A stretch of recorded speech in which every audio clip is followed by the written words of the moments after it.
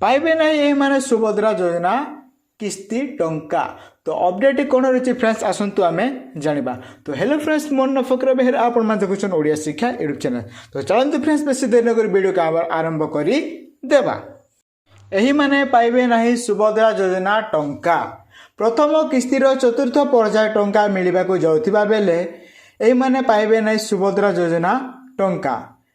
यही फेब्रुआरी मास 8 तारिख दिन प्रथम पर्यायर चतुर्थ पर्याय टंका मिलवा जाउछि, जहाँकि यही लोक माने पाइबे नहीं सुभद्रा योजना बोली अनुमान मध्य करा जायछि। जो मानकर केवाईसी ए पर्यंत पेंडिंग अछि किंबा बैंक खाता संशोधन होय नाही सही लोक माने पाइबे नहीं सुभद्रा योजना टंका बोली सूचना दैछन्ति उपमुख्यमंत्री प्रभाती परिडा।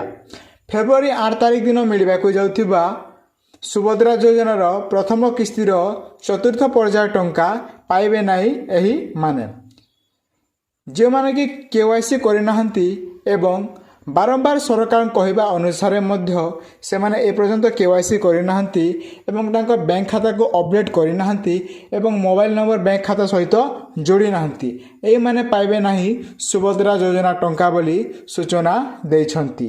जदि आपण मध्य ए पर्यंत सुभद्रा योजना टंका पाइ नाहंती तेबे आपण को मध्य केवाईसी करबा पई अनुरोध करिसंती सरकार।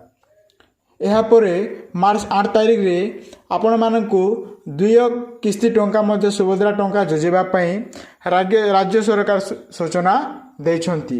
जे माने ए योजना बाद पड़ जिबे सही टाइम रे आपण मानकु 2 नंबर किस्ती टंका सहित आपण मानकु प्रथम किस्तीर टंका मध्य गोटे थरे देबा पई चेष्टा करा जिवो बोली मध्य कुहा जायछि।